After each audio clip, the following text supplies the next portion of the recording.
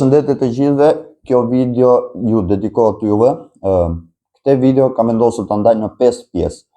Në 5 pjesë. Pjesa e parë është një falënderim për ju. Jemi mbi 500 persona brenda gati 8 ditëve. Kemi kaluar numrin 500, duhet të falenderosh nga i pari te i fundit. Faleminderit ai që ka ardhur, ai që ka bërë follow tash në këtë video dhe personat që do bëjnë follow më mbrapa. Faleminderit të gjithëve nga i pari te i fundit. Për personat që shikojnë faqen, janë gati 500 persona në ditë që shikojnë faqen dhe nuk bëjnë follow. Do i këshillosha të paktën nga që është një numër i madh. Janë gati 90% të personave që ndjekin videon por nuk bëjnë follow, do i këshillosha të paktën të klikoshit plusin. Për ju është vetëm një klikim dorë, një klik aty nuk ju kushton asgjë. Për mua është një ndihmë e madhe që të rritim te komunitet.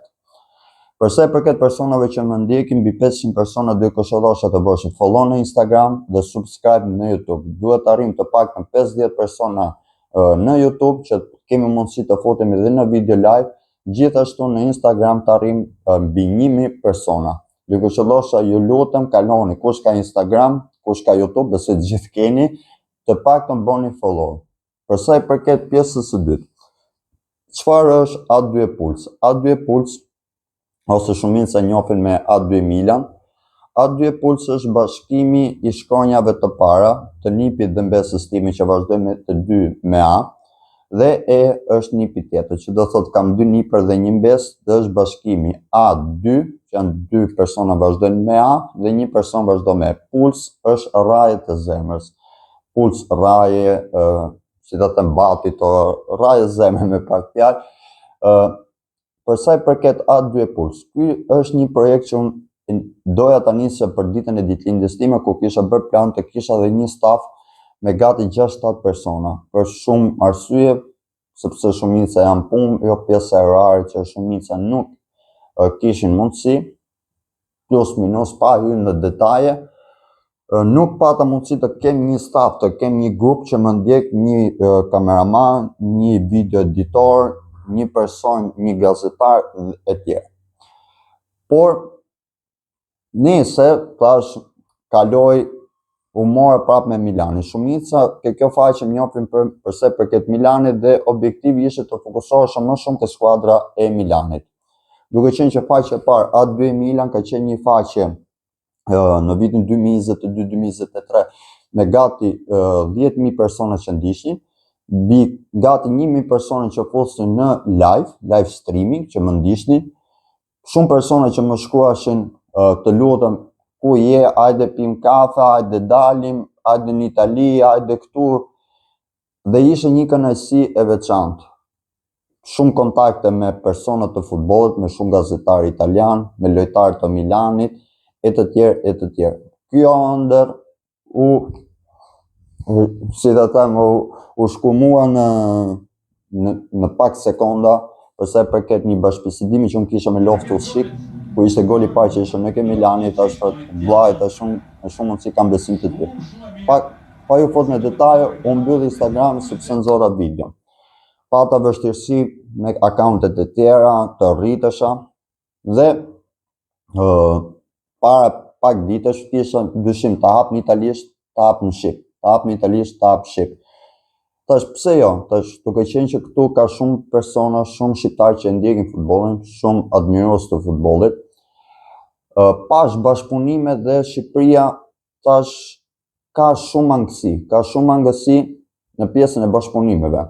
Nuk ka skuadra futbolli që t'jenë amator, ka shumë angësi. Dhe tash pse jo? Tash duke bërë një komunitet i madh fal jush, pse jo, të mbaj të karikuar, të mbaj personat që të shikojnë një tifoz i Intit të lexojë një lajm, ta ketë në lajmin në shqip, ndoshta jo vetëm nga procesi sportiv ose nga tringu, nga digitalbi, po pse jo, të kenë edhe një person ballë për ballë. Normalisht kam studiuar unë pak planet. Pika e tretë, për sa i përket lajmeve, shumica ju e shkruajnë ti nuk je për këtë punë, shumica ofendojnë, nuk dua t'ju futem ofendimeve që bëni në lloj-lloj mënyra, por Për sa i përket lajmeve, unë nuk jam këtu për të nxjerrë lajme fake ose për të marrë klikime me një lajm fake. Unë dua të bëj një urlëse e lajmeve në Shqipëri, që ju të keni mundësi, pse jo, marr shembull si Fabrizio Romano që është idhullim, ose Gianluca Di Marzio që është një gazetar që unë admiroj, ose Moreto, ka shumë gazetar italian që janë urlëse për skuadrat e zemrës. Pse jo, për Shqipërinë të keni një urlëse, një person që çdo ditë të nxjerr lajme nga bota e futbollit për admiruesit e futbollit. Përsa i përket lajmeve, unë lajmet nuk i kam fake, nuk jam këtu dhe për të marrë klikime me lajme fake, se tjetë me marrë klikime dhjetë të me dalë me shat nga ropte, nga motrate, por nuk jam ai lloj personi që më pëlqen të marrë atë, si të them, atë shikueshmërinë në bazë të lajmeve fake ose në bazë të ofendimeve, sepse di këtu më shajti njëri, marr shembull, shko aty bëj koment, dil shaj nga rob, nga motrat, nuk ka sens fare. Prap, dhe ai që shan, që komenton prap faleminderit sepse ka parë video, ndoshta nuk i ka pëlqyer, është mendimi i tij, është opinioni. Faleminderit të gjithëve që kanë mendim pozitiv. Për sa i përket lajmeve, unë i marr lajmet nga dy fonte kryesore, që është në këtë rast dy nga studiet televizive më të mëdha të Italisë, që është Sky Sport Italia dhe Sport Mediaseti. Pastaj për sa i përket skuadrës, mund të jetë për shembull që Milan News e marr milannews.it, mund të jetë ke Napoli Today, ose lajme nga shumë varet nga tipi skuadrës ku për çin duhet flas të marr lajmin. Dhe lajmet tu nuk janë fake ose nuk janë lajme të rreme për ju. Pika e dytë është prapë përse përket lajmeve, duke qenë që ne jemi në sezonin e merkatos, lajmet mund të ndryshojnë nga orari në orar. Që do thotë, për Milanin, Chelsea, për Magnani, Milani kërkonte, deri pardje kërkonte 70 milion euro. Pardje Chelsea u fut në negociata, ditën e djeshme erdhi oferta 10 milion euro dhe Milani nga 70 që kërkonte pardje, 10 që 30. Dhe e komentova në fund videos, thash, për mendimin tim, asnjë skuadër nuk t'i jep ty 70 milion euro për një portier që të marrën kontrata vitin tjetër.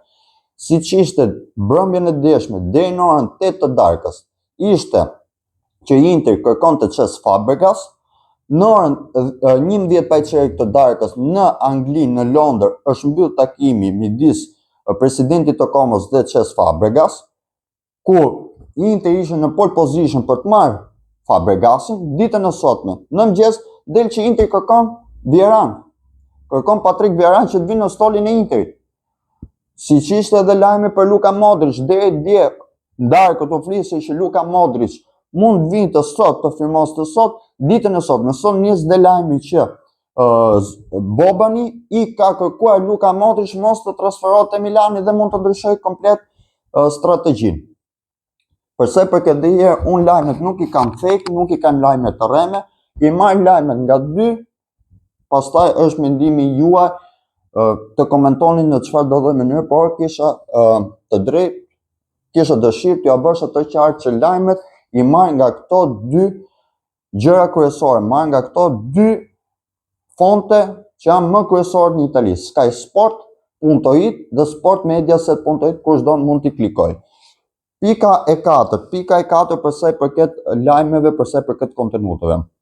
Si që thash në pikën e parë, do këshillosha të bësh një format i madh në Instagram, do këshillosha të arrisim numër sa më të mëdhenj në Instagram, do mundohem nga java tjetër të fokusohem ke Instagrami. Ke Instagrami duhet të nxjerr shumë postime, shumë lajme në kohë reale, shumë video, gjithashtu në YouTube duhet të krijoj dhe podcaste ku mund të ftoj persona, mund bëj intervista dhe opinion më të gjatë. Përsa i përket TikTokut, do këshillosha të bëshëm sa më shumë, të bëjmë një numër i madh. Përsa i përket TikTokut, plani është ky, dua të nxjerr të paktën 3-4 postime për kampionatin e Serie A dhe përsa i përket kampionateve të tjera 2-3 postime. Marr shembull lajmi siç ishte lajmi i djeshëm i Barcelonës, lajme nga Anglia, lajme nga Spanja, nga Franca e të tjerë. Që do thotë, në TikTok mund të gjeni 3 video për Serie A dhe 2-3 video për kampionatet të tjera. Për sa i përket objektivave, fal jush, objektivi kryesor është nëse arrim 1000 persona në Instagram, do keni çdo ndeshje të serisa dhe kampionateve, më falni, ndeshjeve më të mëdha, për shembull Barcelona, Real Madrid, Barcelona, Atletico Madrid, Manchester City kundër Chelsea, Manchester City, Liverpool, dhe të gjithë serina do e keni live në Instagram nëse arrim 1000 persona. Për sa i përket YouTube-it, nëse arrim dhe në YouTube të marrim 1000 subscribe, që është ndihmë shumë e madhe, është një punë që duhet shumë e madhe. Aty do kemi shumë gjëra, mund të kemi lidhje direkte nga stadiumet.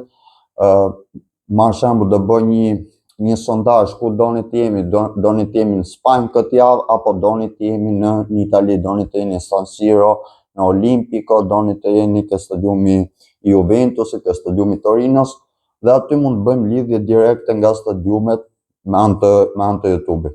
Por gjithsesi, objektivet janë shumë të mëdha, ka objektiva, por mjafton të arrim të paktën 1000 persona brenda këtij muaji në TikTok, se jo ta kalojmë 10.000 persona total. Ky është objektivi për sa i përket TikTokut, të arrim 10.000 persona, të arrim mbi 5.000 persona në Instagram, objektivi kryesor është 1.000, të kalojmë 1.000, dhe të arrim 1.000 persona në YouTube. Nëse arrim këto objektiva, 10.000, 5.000, 1.000, do thotë që aty do shpërthejmë, do ketë shumë dhurata për ju, do ketë siç është këtu. Këtu për shembull është një bilet, nëse ne arrim 1.000 subscribe në YouTube ose 1.000 persona në Instagram, një për ju është mund të marrë 2 bileta falas, mund të iki me babën, mund të iki me vllajën, mund të iki me motrën, mund të iki me çfarëdo lloj personi, janë 2 bileta falas për të parë një ndeshje që ai person e zgjedh vetë. Është thot një partite, një ndeshje, edhe janë 2 bileta. Nëse arrim 1.000 persona në Instagram, do hapet giveaway ku gjithë ato persona mund të marrin pjesë dhe mund të fitojnë 2 bileta të ndeshjes së Milanit. Gjithashtu mund të ketë bileta për Inter, për Juventusin, për shumë skuadra të tjera. Si pikat po ja lej poshtë, i keni në përshkrimin e poshtë videos. Dhe njerë faleminderit të gjithë personave që kanë bërë follow faqen, personat që më ndjekin. Do ju këshillosha vetëm të shkoshit nga Instagrami, nga YouTube, të bëshit follow, subscribe. Faleminderit të gjithë nga i pari te i fundit.